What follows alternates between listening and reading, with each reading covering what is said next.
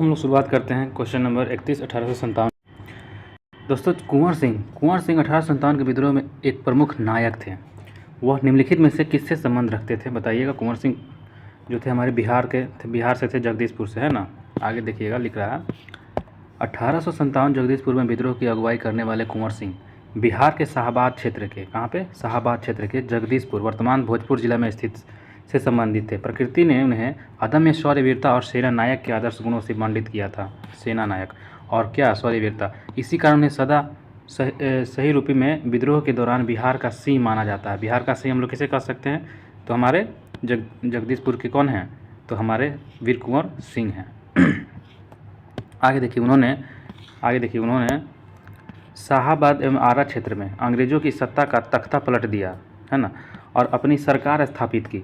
वह कानून पर संयुक्त आक्रमण के लिए नाना साहब की मदद हेतु कालपी की ओर आगे बढ़े थे। हम लोग जैसा कि देख चुके थे, वह विद्रोह की मशाल का रोहतास, मिर्ज़ापुर, रीवा, बांदा और लखनऊ तक ले गए, जहाँ उनका अत्यंत सम्मानपूर्वक स्वागत किया गया। अपनी अंतिम सफलता के रूप में उन्होंने अपने गृह नगर जगदीशपुर के निकट अंग्रेजों के बुरी तरह पराजित किया। इस युद्ध के दौरान कुंवर सिंह बुरी तरह घायल हो गए और 26 अप्रैल 1858 को उनकी क्या हो गई, मृत्यु हो गई। कब हो गई दोस्तों, 26 अप्रैल 1858 को। आगे देखिएगा, उनकी मृत्यु के बाद उनके भाई अमर सिंह ने दिसंबर 1858 तक अंग्रेजों के विरुद्ध संघर्ष जारी रखा। अंततः बिहार के विद्रोह का पटना डिवीजन कमिश्नरी के कमिश्नर विलियम टेलर और बंगाल आंदोलन फौज के मेजर विंसेंट आयर द्वारा दबा दिया गया था। किसी द्वारा, विंसेंट आयर द्वारा दबा दिया गया था। आगे देखिएगा, क्वेश्चन कर रहा है 1857 ईस्वी सन के विद्रोह के एक नेता जो थे कुंवर सिंह किस स्थान से संबंधित थे, तो सबसे आसान है, जगदीशपुर से संबंधित हैं। आगे देखिएगा, कुंवर सिंह अंग्रेजों के खिलाफ 1857 के विद्रोह के किस जगह से शामिल हुए थे, सेम क्वेश्चन, तो ये हमारा आरा से थे। आगे देखिएगा दोस्तों, 1857 की क्रांति के दौरान बिहार में क्रांतिकारियों का नेता कौन हुआ करता था, तो क्रांतिकारियों का नेता हमारा वीर कुंवर सिंह हुआ करता था, है ना। आगे देखिएगा, बिहार में 1857 के विद्रोह का नेतृत्व वीर कुंवर सिंह, सब क्वेश्चन एक ही है। आगे देखिएगा, कुंवर सिंह 1857 के विद्रोह के नेतृत्व किस प्रांत में किया था, तो बिहार प्रांत से किया था। आगे देखिएगा, 1857 के विद्रोह का नेतृत्व बिहार में किसने किया था, कुंवर सिंह किया था, सेम क्वेश्चन। आगे देखिए, बिहार में 1857 विद्रोह किसने किया था, तो कुंवर सिंह किया था, सेम क्वेश्चन। ये सारा क्वेश्चन सेम दिखा है दोस्तों। चलिए आगे देखते हैं हम लोग नया क्वेश्चन की तरफ। ये भी है, जगदीशपुर के किस व्यक्ति ने 1857 के विप्लव में क्रांतिकारियों का नेतृत्व किया था, तो कुंवर सिंह थे। आगे देखिएगा, कहीं से भी घुमाया क्वेश्चन छूटना नहीं चाहिए दोस्तों। जगदीशपुर के राजा थे कुंवर सिंह थे। और आगे देखिएगा, बिहार, देखिए नया क्वेश्चन, बिहार में जगदीशपुर के जमींदार कुंवर सिंह ने अंग्रेजों के विरुद्ध विद्रोह का नेतृत्व किया। लॉर्ड डलहौजी ने रानी लक्ष्मीबाई के दत्तक पुत्र को उत्तराधिकारी होने की मान्यता प्रदान की। दत्तक पुत्र को मान्यता प्रदान नहीं की थी, तो पहला सही है, दूसरा गलत है ना। इसमें कौन सा कह रहा है, कथन विचार करिए, तो केवल एक जो है हमारा सही है। नीचे देखिएगा, 1857-58 बिहार के जगदीशपुर में विद्रोह की अगुवाई करने वाले वीर कुंवर सिंह तत्कालीन शाहाबाद जो है, तत्कालीन क्या है, शाहाबाद में जगदीशपुर वर्तमान में भोजपुर जिला है, वहीं के संबंधित थे। शाहाबाद के जगदीशपुर जो है वहाँ पर भोजपुर जिला के।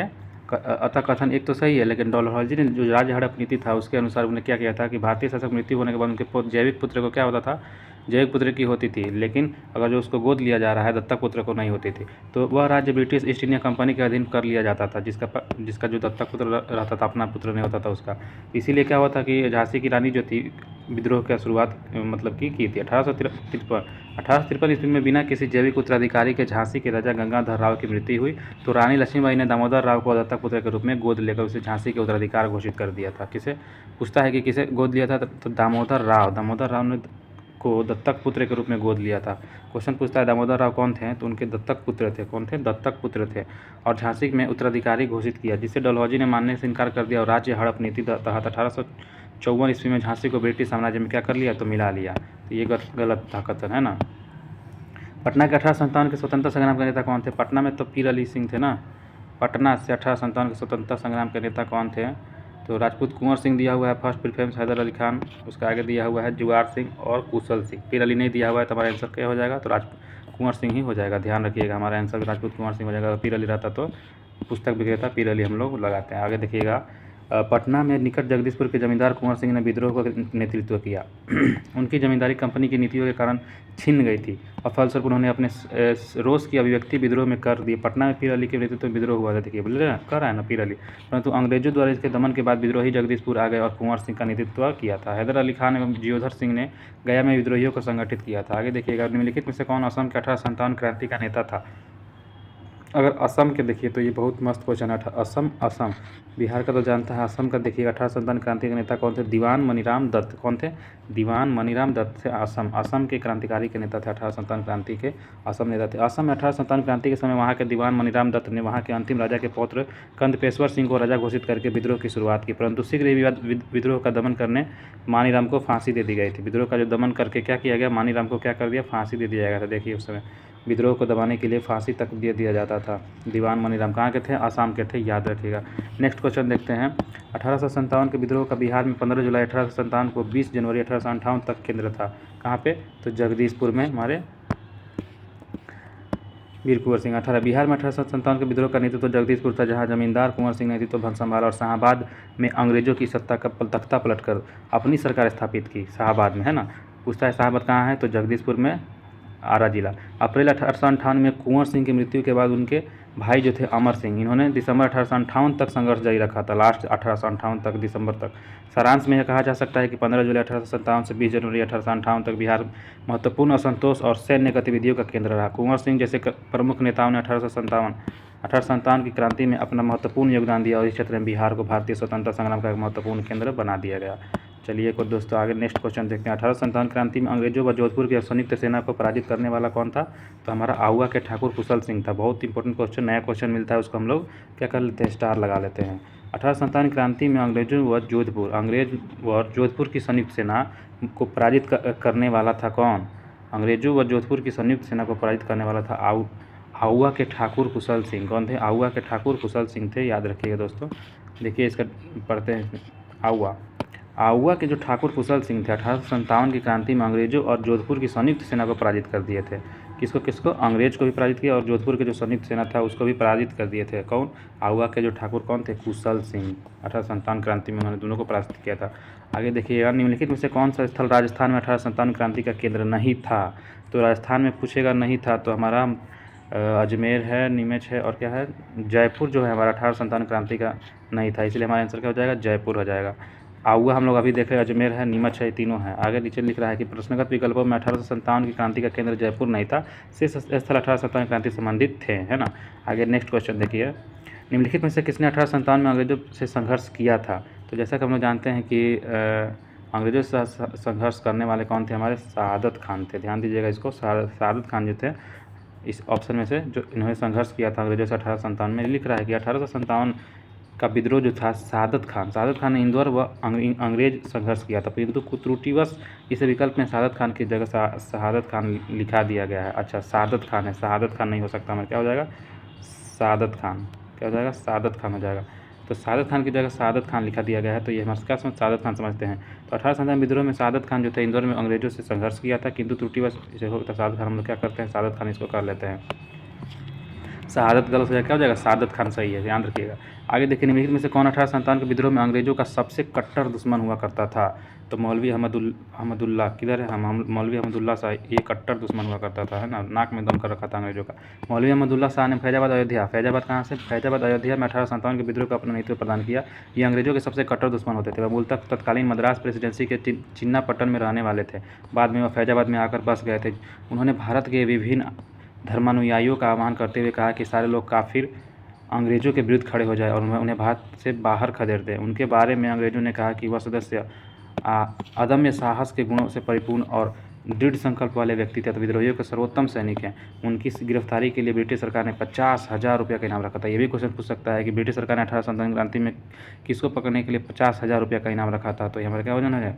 तो ये हमारे जाएंगे मौलवी अहमदुल्ला शाह। हो जाएंगे मौलवी अहमदुल्ला शाह हमारे हो जाएंगे। आगे देखिएगा, 1857 के प्रथम स्वतंत्रता संग्राम में भोपाल के किस वीर ने बहादुरी पूर्व मुख्य संघर्ष का बलिदान दिया था? तो हमारे हो जाएंगे फाजिल मोहम्मद खान। क्या हो जाएंगे? फाजिल मोहम्मद खान। 1857 के प्रथम स्वतंत्रता संग्राम में भोपाल के जो वीर नेता थे बहादुरी पूर्व, उन्होंने संघर्ष का बलिदान दे दिया था। कौन थे? फाजिल मोहम्मद खान। ध्यान रखिएगा, फाजिल मोहम्मद खान जो थे भोपाल के थे। कहाँ के रहने वाले थे? भोपाल के थे। भोपाल के रहने वाले थे। देखिएगा, ध्यान दीजिएगा दोस्तों, भोपाल के रहने वाले थे फाजिल मोहम्मद खान। आगे देखिए, कह रहा है प्रश्नगत विकल्प में फाजिल मोहम्मद खान ने 1857 के स्वतंत्रता संग्राम में भोपाल में विद्रोहियों का नेतृत्व किया तथा बहादुरी पूर्वक संघर्ष करते हुए प्राणोत्सर्ग हो गए, मतलब मर गए। और आगे देखिएगा, 1857 के विद्रोह को किस उर्दू कवि ने देखा था? तो हम लोग देखे थे मिर्ज़ा गालिब था ना, हाँ गालिब ने 1857 को अपनी आंखों से उर्दू कवि ने देखा था, है ना। आगे देखिए, प्रश्न विकल्पों में दिए गए शायरों में 1857 के विद्रोह को मिर्ज़ा गालिब ने स्वयं अपनी आंखों से देखा था। जैसा कि हम लोग नीचे देख रहे हैं कि सुप्रसिद्ध उर्दू शायर मिर्ज़ा गालिब का मूल निवास कहाँ पे था? तो ये आगरा में इनका निवास था। ये भी पूछ सकता है कि बताइए, जो मिर्ज़ा गालिब थे, इन्होंने 1857 क्या किया था? तो 1857 क्रांति को, ये समाचार वादक थे और इन्होंने 1857 क्रांति को अपनी आंखों से देखा था। और ये कहाँ के रहने वाले थे? तो ये आगरा के रहने वाले थे। आगरा के रहने वाले थे। आगे देखिएगा, उर्दू शायर मिर्ज़ा गालिब का जन्म 27 दिसंबर 1797 को आगरा में हुआ था और मृत्यु 1869 को दिल्ली में हुई थी। दिल्ली में इनकी मृत्यु हुई थी और जन्म आगरा में हुआ था। 1797 का जन्म है इनका। आगे देखिएगा, आज़ादी की पहली लड़ाई 1857 में किसने भाग नहीं लिया था? तो भगत सिंह ने भाग नहीं लिया था। तात्या टोपे, बहादुर शाह जफर, हमारा हो जाएगा भगत सिंह ने भाग नहीं लिया था, है ना। भगत सिंह कहाँ से आ जाएंगे? 1857 में। आगे देखिए, भगत सिंह ने 1857 की आज़ादी की पहली लड़ाई में भाग नहीं लिया, जबकि रानी लक्ष्मीबाई, बहादुर शाह जफर तथा टोपे 1857 लड़ाई में भारतीय जनमानस का नेतृत्व किया था। आगे देखिएगा, 1857 के विद्रोह में निम्नलिखित में से कौन सा संबंध नहीं था? 1857 के विद्रोह में निम्नलिखित में से कौन सा संबंध नहीं था? तो ये हमारे हो जाएंगे उधम सिंह जो थे 1857 से कहाँ जाएंगे? ये तो उधम सिंह तो दूसरा कहानी है ना। नीचे देखिएगा, उधम सिंह 1857 के विद्रोह में संबंध नहीं थे। वे पंजाब में क्रांतिकारी जलियांवाला बाग हत्याकांड का बदला लेने के लिए इन्होंने पंजाब गवर्नर माइकल ओडायर की लंदन में मार्च 1940 में हत्या कर दी थी। तो उधम सिंह हमारे इससे रिलेटेड है ना, न कि 1857 के विद्रोह से। ये है जलियांवाला बाग हत्याकांड से रिलेटेड है। और 1940 में जो जाके क्या कर दिए थे, लंदन में माइकल ओडायर की हत्या कर दिए थे, जिसके उनके लिए उन्हें गिरफ्तार करके मृत्युदंड दे दिया गया था। बेगम हजरत महल ने लखनऊ में, कुंवर सिंह ने बिहार तथा मौलवी अहमदुल्ला ने फैजाबाद जो है अयोध्या, मौलवी 1857 में विद्रोह का क्या किया था? नेतृत्व संभाला था। आगे देखते हैं दोस्तों, 1857 के स्वतंत्रता संग्राम में किस राजवंश ने अंग्रेजों को सबसे अधिक सहायता की थी?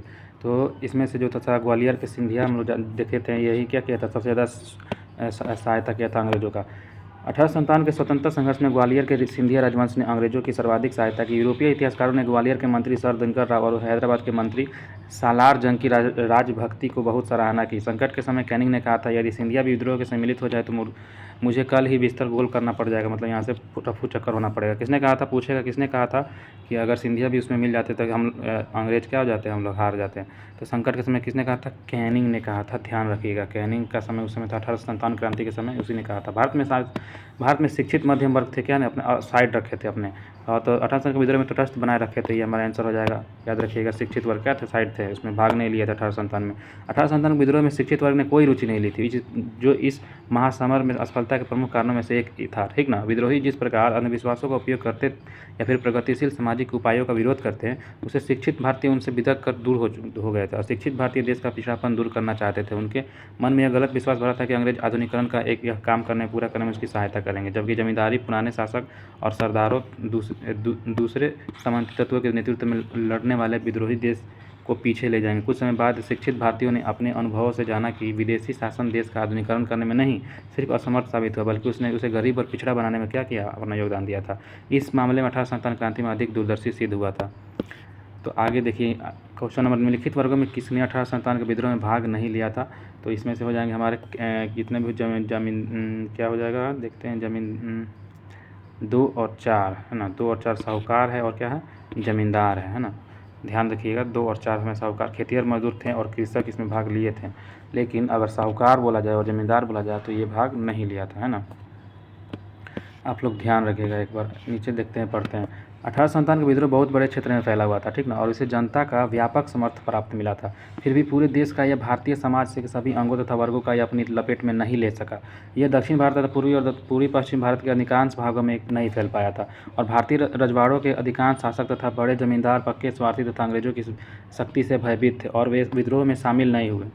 आगे देखिएगा, ग्वालियर के सिंधिया, इंदौर के होलकर, हैदराबाद के निजाम, जोधपुर के राजा, भोपाल के नवाब, पटियाला, नाभा और जिंद के लिए सिख शासक एवं पंजाब के दूसरे सिख सरदार, कश्मीर के महाराजा तथा दूसरे अनेक सरदारों और बड़े जमींदारों ने विद्रोह को कुचलने में अंग्रेजों की सक्रिय सहायता की थी, याद रखिएगा। और गवर्नर जनरल जो थे कैनिंग ने बाद में टिप्पणी की कि शासकों तथा सरदारों ने तूफान के आगे बांध, मतलब जो होता है तूफान के सामने खड़ा होकर बांध ये बन के हमारी सहायता किया था, तो तरंग रोधक की तरह काम किया था, वरना यह तूफान एक ही समय में लहर में क्या लेता। 1857 क्रांति में ही हम लोग आज़ाद हो गए रहते। उच्च तथा मध्य वर्गों के अधिकांश लोग विद्रोहियों के आलोचक थे। जितना भी उच्च और मध्य वर्ग के अधिकांश लोग जो थे विद्रोह के क्या थे, वो आलोचना करते थे कि ये ठीक बात ना है। विद्रोह में शामिल अवध के बहुत से तालुकादारों, बड़े जमींदारों ने अंग्रेजों से यह आश्वासन पाकर कि उनकी जागीरें वापस दे दी जाएगी, विद्रोह से किनारा कर लिया था, है ना। और ग्रामीण जनता के हमलों का निशाना सूदखोर और साहूकार करते थे, इसलिए वे स्वाभाविक तौर पर विद्रोह के शत्रु हो गए थे। आधुनिक शिक्षा प्राप्त भारतीयों ने भी विद्रोह का साथ नहीं दिया था। जो आधुनिक शिक्षा प्राप्त जो थे वही शिक्षित वर्ग के, और यहाँ पे भी कह रहा है सूदखोर थे, जो जमींदार अंदर जो क्या करते थे, मतलब कि ग्रामीण जनता को मतलब कि निशान के तौर पे वो कर्ज दिया करते थे, तो वो सब क्या थे, ये खिलाफ थे, विद्रोह के साथ थे, मतलब विद्रोह के क्या थे, वो साथ दे रहे थे अंग्रेज के। शिक्षित भारतीय देश का पिछड़ापन समाप्त करना चाहते थे। उनके मन में यह गलत विश्वास भर दिया गया था कि अंग्रेज आधुनिकीकरण को क्या करेंगे, बढ़ावा देंगे, उनकी सहायता करेंगे, लेकिन जो आगे चल के गलत साबित हुआ। आगे देखिएगा, इनमें से किसने अंग्रेजी ईस्ट इंडिया कंपनी के कंट्रोल के खिलाफ बगावत नहीं की थी। तो ये हमारा आंसर हो जाएगा हैदराबाद के निज़ाम। इन्होंने क्या किया था कि अंग्रेजी ईस्ट इंडिया कंपनी के कंट्रोल के खिलाफ बगावत नहीं की, हैदराबाद के निज़ाम ने, है ना।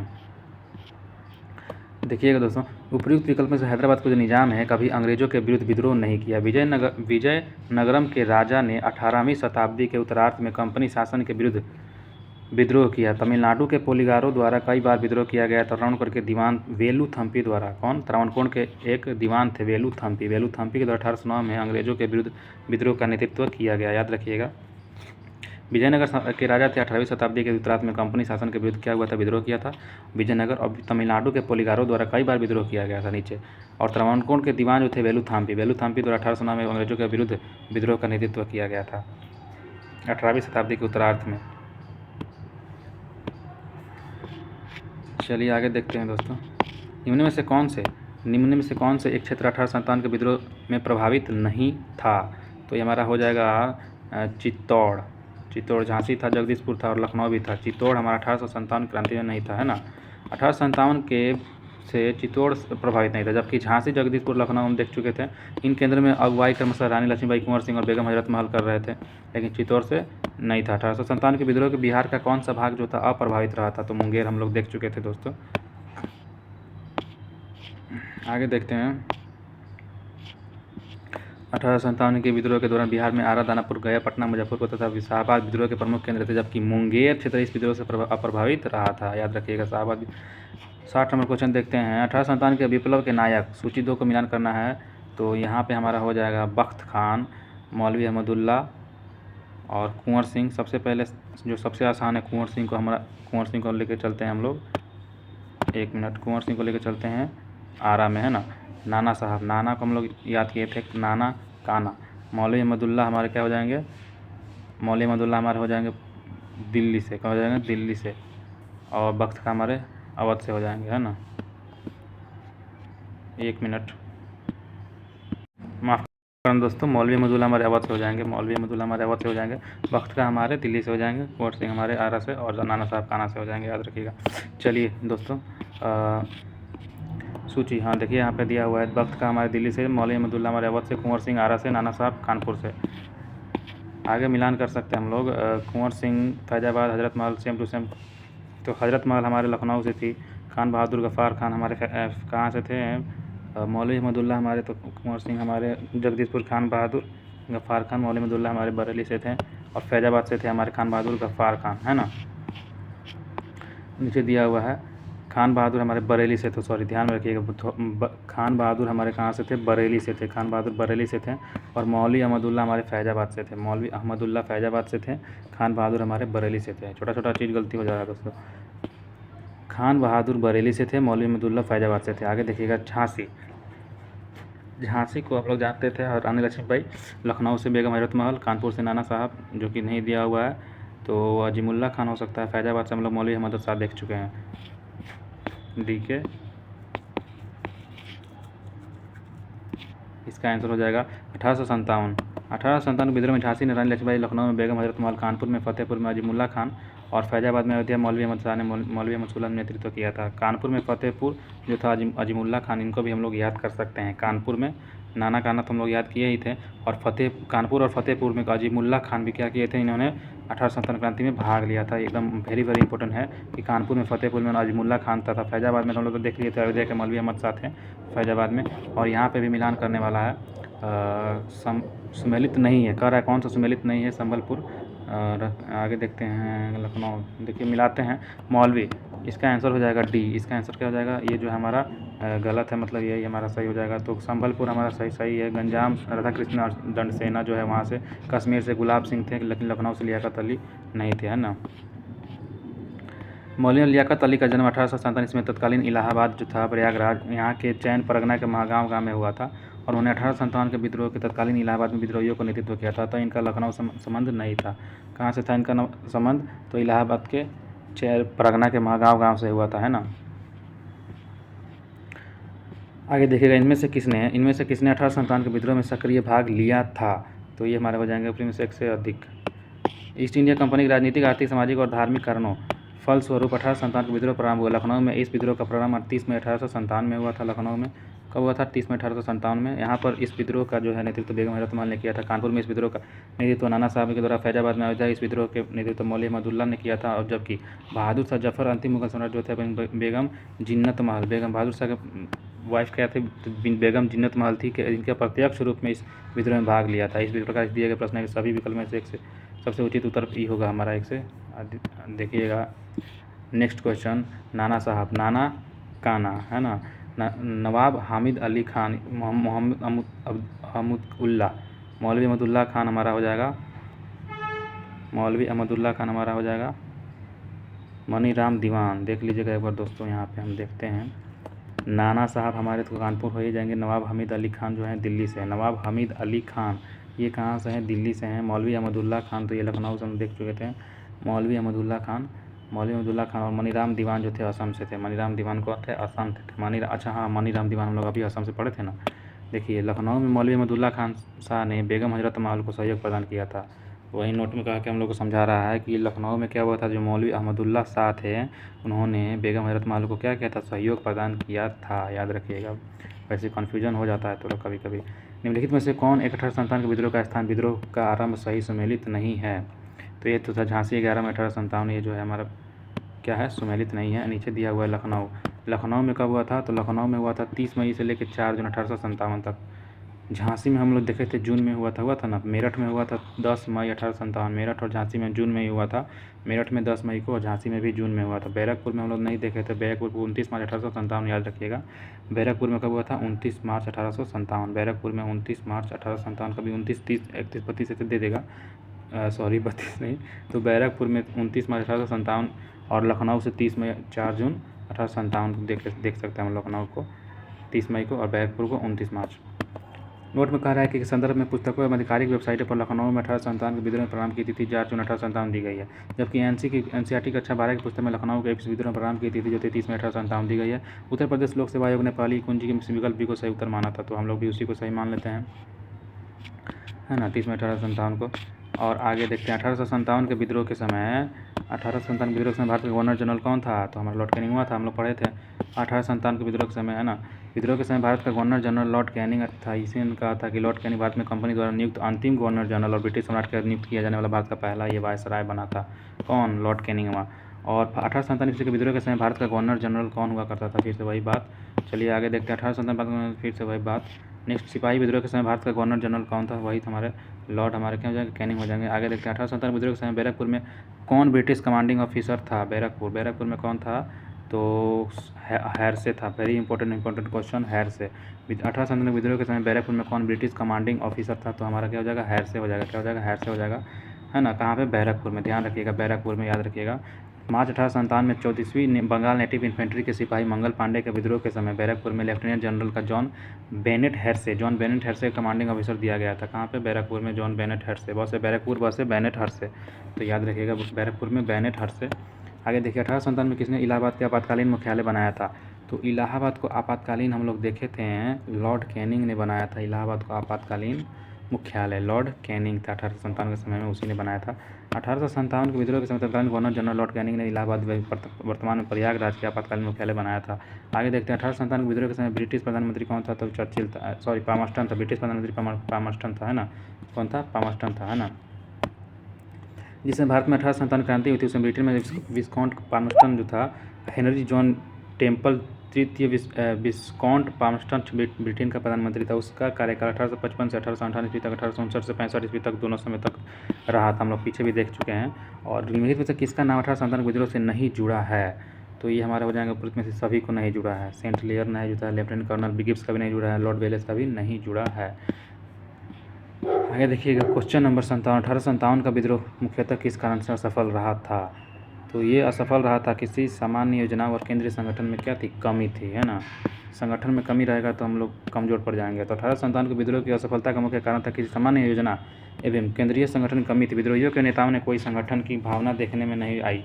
82 वर्षीय मुगल सम्राट बहादुर शाह जफर कमज़ोर था, उसके द्वारा विभिन्न सरदारों का आह्वान करना काफ़ी नहीं था। साथ ही विद्रोहियों ने वीरता तो दिखाई और सरकार का विनाश करने पर तुले हुए प्रतीत होते थे, किंतु ऐसा करने के लिए उनके पास सुनियोजित कार्यक्रम पूर्ण अभाव था। इसमें उनमें अनुशासन की कमी थी। कभी कभी तो अनुशासित सेना के बजाय दंगाई भीड़ तरह तरह का व्यवहार करते थे। विदेशी शासन के प्रति एक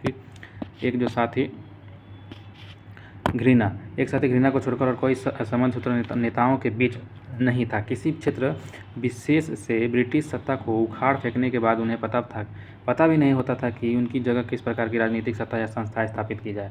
उनके पास एक भविष्योन्मुख कार्यक्रम, सुसंगत विचारधारा, राजनीतिक परिप्रेक्ष्य या भावी सामाजिक और अर्थव्यवस्था के प्रति एक स्पष्ट दृष्टिकोण का अभाव था, है ना। याद रखिएगा 1857 प्रथम स्वतंत्र संग्राम असफल हुआ, क्योंकि ये हमारा है तीनों का तीनों हमारा क्या हो जाएगा? सही हो जाएगा। तो भारतीय सिपाहियों का उद्देश्य एकता की कमी थी, सही बात है। प्राय भारतीय राजाओं को ब्रिटिश सरकार का साथ दिया था। जितना भी कुछ राजा हुआ करते थे जो ब्रिटिश सरकार के साथ देते थे। ब्रिटिश सिपाहियों कई अच्छे सज्जित तथा संगठित थे। यही कारण है कि क्या हो गया था?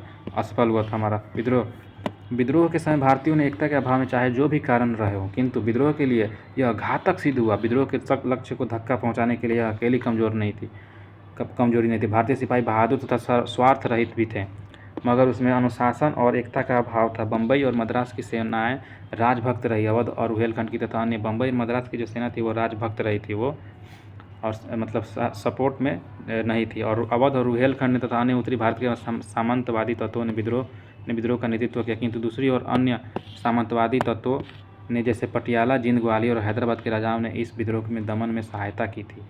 और कौन कौन सहायता की थी? पटियाला, जींद, ग्वालियर और हैदराबाद के जितना भी राजा थे उन्होंने विद्रोह के दमन में सहायता की थी। यूरोपीय इतिहासकारों ने ग्वालियर के मंत्री सर दिनकर राव और हैदराबाद के मंत्री सालार जंग की राजभक्ति की बहुत सराहना की थी। देखिए रणनीति और रण कौशल की दृष्टि से भी अंग्रेजी सेनाएं भारतीय विद्रोहियों से बहुत आगे थी। वह भारतीय सिपाहियों की तुलना में अधिक सुसज्जित थी। अतः 1857 के विद्रोह में असफलता उपयुक्त सभी कारण जिम्मेदार थे। कह रहा है कि रणनीति और रण कौशल की दृष्टि से देखा जाए तो अंग्रेज सिपाही सेना जो थी भारतीय विद्रोह से बहुत आगे थी, इसलिए भारतीय सिपाहियों की तुलना में अधिक सुसज्जित थी। अतः 1857 के विद्रोह में असफलता का उपयुक्त सभी कारण हम लोग क्या देख सकते हैं? जिम्मेदार देख सकते हैं। देखिए क्वेश्चन नंबर का 1857 के विद्रोह की विफलता के निम्नलिखित में से कौन से कारण थे? तो जैसे अंग्रेजों का सैन्य श्रेष्ठ था, सही बात है। विद्रोहियों के पास कोई एकीकृत कार्यक्रम विचारधारा नहीं थी, ये भी सही बात है। समाज के सभी वर्गों के समर्थन का अभाव था, ये भी सही बात है। तीनों का तीनों हमारा क्या हो जाएगा? सही हो जाएगा, सभी सही हो जाएगा। चलिए आगे देखते हैं। 1857 की असफलता के मुख्य कारण किसी सामान्य योजना के केंद्रीय संगठन की कमी थी। विद्रोहियों के नेताओं ने कोई संगठन की भावना देखने में नहीं आई। 82 वर्षीय मुगल सम्राट बहादुर शाह जफर जो था वो कमज़ोर पड़ गया था। उनके द्वारा विभिन्न सरदारों का आह्वान करना काफ़ी नहीं था। साथ ही विद्रोहियों ने वीरता तो दिखाई और सरकार का विनाश करने पर तुले हुए भी प्रतीत होते थे, किंतु ऐसा करने के लिए उनके पास किसी सुनियोजित कार्यक्रम का पूर्ण अभाव था, है ना। उनके अनुशासन की कमी भी थी, इसीलिए कभी कभी तो अनुशासित सेना के बजाय दंगाई भीड़ की तरह व्यवहार करते थे। इसीलिए विदेशी शासन के प्रति क्या हुआ, एक साक्षी घृणा की छोड़कर और कोई भी संबंध नेताओं के बीच नहीं था। किसी क्षेत्र विशेष में ब्रिटिश सत्ता का उखाड़ फेंकने के बाद उन्हें पता भी नहीं होता था कि उसकी जगह किस प्रकार की राजनीतिक सत्ता या फिर संस्थाएं स्थापित की जाए। उसके पास एक भविष्य उन्मुख कार्यक्रम, सुसंगत विचारधारा, राजनीतिक परिप्रेक्ष्य या भावी समाज और व्यवस्था के प्रति एक स्पष्ट दृष्टिकोण का अभाव था, है ना। ध्यान दीजिएगा दोस्तों। नेक्स्ट क्वेश्चन क्या देखिए कह रहा है, अंग्रेज राजपूत राज्यों में 1857 के विद्रोह को दबाने में सफल रहे क्योंकि स्थानीय शासकों ने क्रांतिकारियों का साथ नहीं दिया था। सही बात है। शिक्षित मध्य वर्ग अंग्रेजों का समर्थन कर रहा था, नहीं कर रहा था, ठीक ना। छावनियों के सैनिक राजपूतानों को बाहर क्रांतिकारियों के नेतृत्व स्वीकारने को तैयार नहीं थे। आगे देखिए कह रहा है क्वेश्चन नंबर 79, निम्न से किस ब्रिटिश अधिकारियों ने लखनऊ में अपना जीवन खोया था। कौन थे ब्रिटिश अधिकारी जो उन्होंने लखनऊ में दबाया था। तो लखनऊ में दबाने वाले थे,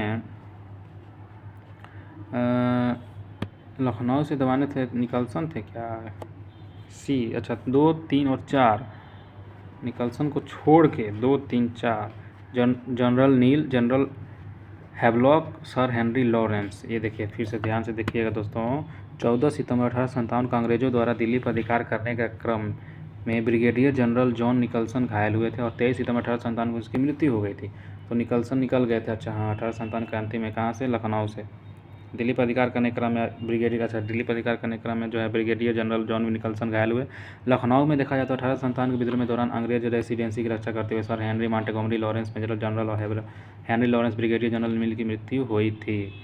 तो हम लोग देख रहे हैं ब्रिगेडियर जनरल जो थे नील, कौन थे, एक नील है और हेनरी हैवलॉक है, एगो और कौन है, लॉरेंस है ना। मॉन्टगोमरी लॉरेंस हैवलॉक और नील, ये जो था 1857 के विद्रोह के दौरान अंग्रेज रेसिडेंसी की रक्षा करता हुआ था। और जो था ये ब्रिगेडियर जनरल जॉन निकलसन जो था ये दिल्ली से था। कहाँ से था, दिल्ली से था निकलसन, याद रखिएगा। दिल्ली से था, निकल गया, कहाँ निकल गया, दिल्ली निकल गया। कहीं भी नहीं निकलेगा, सबसे जो राजधानी है वहीं पर नहीं निकलेगा। निकलसन निकल गया, वहीं पर मर गया, जाने कहने का मतलब। और हमारे देख लिए थे लखनऊ से कौन थे, तो लखनऊ से 3 आदमी थे, लॉरेंस, हैवलॉक, नील। मॉन्टगोमरी लॉरेंस हो जाएगा, हेनरी हैवलॉक हो जाएगा, ब्रिगेडियर जनरल नील की मृत्यु हो चुकी थी। नेक्स्ट क्वेश्चन देखते हैं। कथन क कह रहा है कि 1857 में प्रथम स्वतंत्रता संग्राम ब्रिटिश सरकारों से स्वतंत्र प्राप्त करने में असफल रहा।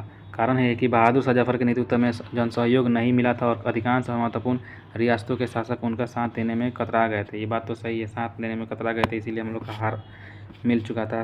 तो क और का दोनों सत्य है और क की सही स्पष्टीकरण करता है। प्रश्नगत कथन कारण दोनों सत्य है तथा कारण कथन ठीक है। यद्यपि 1857 के प्रथम स्वतंत्रता संग्राम के असफल होने के कई कारण थे, परंतु उनमें सर्वाधिक महत्वपूर्ण कारण था अधिकांश प्रमुख रियासतों के कारण क्या हुआ था, संगठन का कम पड़ना। आगे देखते हैं, ये कहाँ गया। हाँ, नेक्स्ट क्वेश्चन देखते हैं। निम्नलिखित में से किसने 1857 के विद्रोह को एक षड्यंत्र की संज्ञा दी थी। तो षड्यंत्र किसने कहा था, तो जेम्स आउटरम और डब्ल्यू टेलर। किसने कहा था कि यह एक षड्यंत्र है, ठीक ना। जेम्स आउटरम, डब्ल्यू टेलर ने कहा गया था कि 1857 विद्रोह जो एक षड्यंत्र की संज्ञा दिया था। इनका कहना था कि सर जेम्स आउटरम और डब्ल्यू टेलर ने 1857 के विद्रोह को हिंदू मुस्लिम षड्यंत्र का परिणाम दिया। आउटरम का विचार था कि यह मुस्लिम षड्यंत्र था जिसमें हिंदू शिकायतों का लाभ उठाया गया। और जॉन लॉरेंस और सीले के अनुसार यह केवल सैनिक विद्रोह था। सबसे सैनिक विद्रोह हम लोग बोले थे। और जॉन सीले के अनुसार 1857 का विद्रोह एक पूर्णतया देशभक्ति रहित और स्वार्थी सैनिक विद्रोह था जिसमें न कोई स्थानीय नेतृत्व ही था और न ही इसमें सर्वसाधारण का समर्थन प्राप्त था। उसके अनुसार यह एक संस्थापित सरकारों के विरुद्ध भारतीय सेना का विद्रोह था। टी.आर. होम्स के अनुसार यह बर्बरता और सभ्यता के बीच युद्ध था, है ना। टी.आर. होम्स किसने किया था, बर्बरता और सभ्यता के बीच किसने किया था, टी.आर. होम्स ने। नेक्स्ट क्वेश्चन, आधुनिक इतिहासकार जिसने 1857 के विद्रोह को स्वतंत्रता की पहली लड़ाई कहा था, ये हमारे हो जाएंगे बी.डी. सावरकर। क्या हो जाएंगे, बी.डी. सावरकर हो जाएंगे आधुनिक इतिहासकार जिसने 1857 के विद्रोह को स्वतंत्रता की क्या की थी, पहली लड़ाई लड़ी थी, वह बी.डी. सावरकर। ध्यान रखिएगा। बी.डी. सावरकर ने अपना पुस्तक द इंडियन वार और इंडिपेंडेंस 1857 के विद्रोह सुनिश्चित स्वतंत्रता संग्राम की संज्ञा दी थी। उन्होंने स्वतंत्रता की पहली लड़ाई लड़ी थी। तो पूछेगा जो है the Indian war of independence 1857 किसकी पुस्तक है, तो बी.डी. सावरकर की। ध्यान में रखिएगा, बी.डी. सावरकर के क्या है, the Indian war of independence 1857, है ना। 1857 के जो विद्रोह है, आज़ादी के विद्रोह, ये है बी.डी. सावरकर का एक पुस्तक है, याद रखिएगा, बी.डी. सावरकर, है ना। 1857 में संग्राम को प्रथम स्वतंत्र संग्राम का नाम किसने दिया था, तो हमारे बी.डी. सावरकर ही दिए, जिन्होंने क्या एक पुस्तक का नाम दिया था, the the Indian war of independence 1857, the Indian war of independence 1857 B D Savarkar को याद रखना है। और इन्होंने स्वतंत्रता संग्राम का नाम दिया था, प्रथम स्वतंत्रता संग्राम का नाम किसने दिए थे? बी डी सावरकर ही दिए थे। 1857 विद्रोह किसके द्वारा प्रथम भारतीय स्वतंत्रता संग्राम के रूप में वर्णित किया गया था? तो ये हमारे हो जाएंगे वही बी डी सावरकर हो जाएंगे, ठीक है, ध्यान रखिएगा दोस्तों। 1857 के विद्रोह किसके द्वारा पहली बार प्रथम भारतीय, यही क्वेश्चन बी डी सावरकर फिर से आ गया। और भारतीय स्वतंत्रता आंदोलन के सरकारी इतिहासकार कौन थे? तो यही हमारे अच्छा ध्यान देखिएगा, देखिए भारतीय स्वाधीनता आंदोलन का सरकारी इतिहासकार कौन था? तो एस एन सेन था। कौन था? एस एन सेन था, ध्यान रखिएगा। 1857 के भारतीय स्वाधीनता आंदोलन के सरकारी इतिहासकार सुरेंद्र नाथ सेन जिसको बोलते हैं, जिनका पुस्तक है तो 1857 और प्रकाशित हुआ था 100 साल के बाद 1957 में। बहुत इंपॉर्टेंट क्वेश्चन, 1857 जो था 1857 किसका है पुस्तक? तो सुरेंद्र नाथ सेन, एस एन सेन का है। 1857 एस एन सेन का है। और बी डी सावरकर का हम लोग देख लिए थे, द वार ऑफ इंडिपेंडेंस 1857। भारतीय भाषा में 1857 के विप्लव के कारण लिखने वाले प्रथम भारतीय कौन थे? तो सैयद अहमद खान। विप्लव के कारणों पर लिखने वाले जो थे 1857 के सैयद अहमद खान। ये सब क्वेश्चन बहुत आता है, इस सबको ध्यान रखिएगा। सैयद अहमद खान तो विप्लव के कारण लिखे थे। सैयद अहमद खान, देखिए सर सैयद अहमद खान द्वारा लिखित पुस्तक असबाब ए बगावत हिंद वर्ष 1859 में प्रकाशित हुई थी, जिसमें 1857 के विद्रोह के कारणों की चर्चा की गई थी, है ना। प्रकाशित कब हुआ था? 1859 में।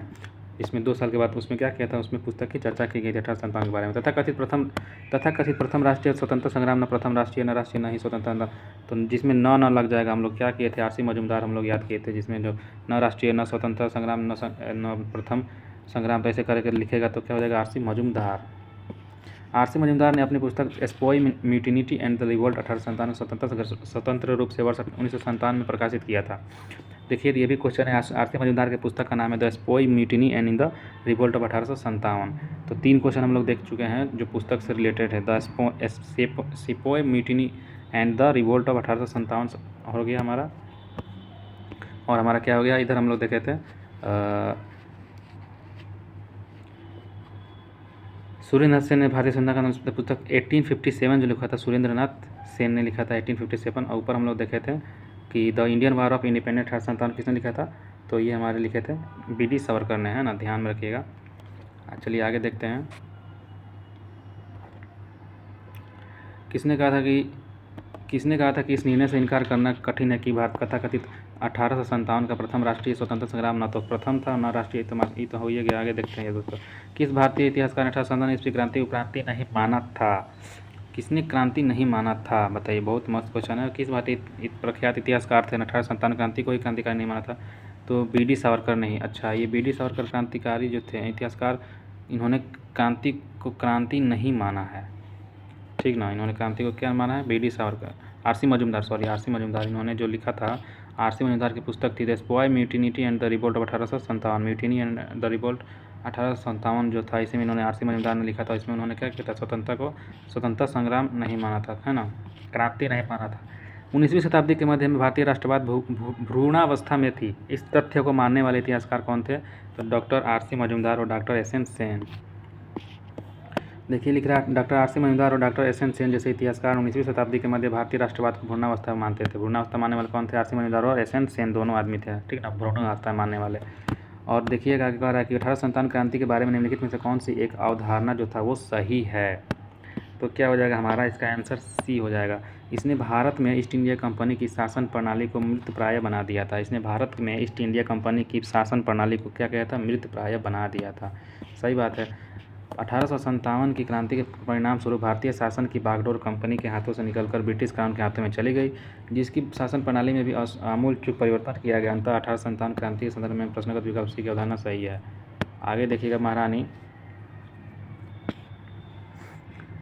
विक्टोरिया ने भारतीय प्रशासन के ब्रिटिश ताज के नियंत्रण लेने की घोषणा कब की थी? तो ये हमारा हो जाएगा 1 नवंबर 1858। क्या हो जाएगा हमारा? 1 नवंबर 1858 में ये किया था। ब्रिटिश जो है भारतीय प्रशासन को ब्रिटिश ताज के नियंत्रण में ले लिया गया था, जो कंपनी के नियंत्रण में था, है ना। और यहाँ पे लिख रहा है कि 1857 क्रांति के दमन के पश्चात 1 नवंबर 1858 को महारानी विक्टोरिया ने भारतीय प्रशासन को ब्रिटिश ताज के नियंत्रण में लेने की घोषणा की। इस घोषणा के बाद भारत में कंपनी के शासन को समाप्त कर भारत की ब्रिटिश क्राउन के अधीन कर दिया गया और इसके तहत क्या किया गया, तो एक भारत मंत्री, जिसको हम लोग बोलते हैं भारत का राज्य सचिव, 15 सदस्यीय वाली इंडियन काउंसिल की स्थापना की गई थी। 15 सदस्यीय वाली इंडियन काउंसिल में कितना सदस्य होते थे उस समय, 15 सदस्य होते थे। उनकी स्थापना किया गया था उस समय जो ताज का शासन लाया गया था 1858 में, है ना। और तत्कालीन गवर्नर जनरल थे लॉर्ड कैनिंग, उन्हें भारत का प्रथम वायसराय बनाया गया था। ये 1858 का जो भारत शासन अधिनियम लाया गया था 1858 में, उसी के द्वारा क्या किया, लॉर्ड कैनिंग को भारत का प्रथम वायसराय बना दिया गया। और एक इंडियन काउंसिल की स्थापना भी की गई, जिसमें कितना सदस्य होते थे, ध्यान रखिएगा 15 सदस्य होते थे। सम्राज्ञी विक्टोरिया जो थी, सम्राज्ञी विक्टोरिया ने 1858 की घोषणा में भारतीय को बहुत सी चीज़ें दिए जाने का आश्वासन दिया था, जिनमें आश्वासनों में से कौन सा ब्रिटिश शासन के पूरा किया था, तो इसमें से सबसे पूरा करने वाला कौन हो जाएगा दोस्तों, तो हमारा ए दिखा रहा है ना, ए हमारा हो जाएगा। रियासतों को हड़पने की नीति समाप्त कर दी जाएगी। अच्छा हाँ, ये तो पूरा किया था, सही बात है, जो हड़प नीति लाया था डलहौजिया। 1857 देखिएगा, 1857 के सबसे महत्वपूर्ण परिणाम रानी विक्टोरिया ने उद्घोषणा की घोषणा 1 नवंबर 1858 को इलाहाबाद वर्तमान प्रयागराज में हुए दरबार में लॉर्ड कैनिंग द्वारा उद्घोषित की गई। इसने भारत में कंपनी के शासन के समाप्त कर भारत का शासन सीधे क्राउन के अधीन कर दिया, और इसे घोषणा में भारत में ब्रिटिश साम्राज्य के विस्तार पर रोक लगा, लोगों के धार्मिक मामलों पर हस्तक्षेप न करना, एक समान कानून उसकी सुरक्षा को संबंध उपलब्ध कराना, और भारतीय रजवाड़ों के प्रति विजय और विलय की नीति का परित्याग कर दिया गया। और सरकार ने राजाओं के गोद लेने की अनुमति प्रदान की, तथापि अन्य आश्वासन ब्रिटिश शासन द्वारा नहीं किए जा सके थे, है ना। महारानी विक्टोरिया, आगे देखते हैं, महारानी विक्टोरिया को उद्घोषणा 1858 का उद्देश्य क्या था, तो इसका आंसर हमारा हो जाएगा 1 और 2 हमारा दिखा रहा है। तो भारतीय राज्यों के ब्रिटिश साम्राज्य के मिलाने के किसी भी विचार का परित्याग करना, सही है। भारत शासन के ब्रिटिश कानून के अंतर्गत रखना, ये भी सही है। भारत के साथ ईस्ट इंडिया कंपनी के व्यापार का नियमन करना, ये गलत है। चलिए ए हमारा क्या हो जाएगा, सही हो जाएगा 1 और 2। यहाँ पे लिख रहा है कि ब्रिटिश सरकार ने 1858 ईस्वी में एक अधिनियम लागू किया, जिसे भारतीय प्रशासन सुधार संबंधी अधिनियम कहते हैं। इस अधिनियम के द्वारा भारत में ईस्ट इंडिया कंपनी के शासन का अंत कर दिया गया था।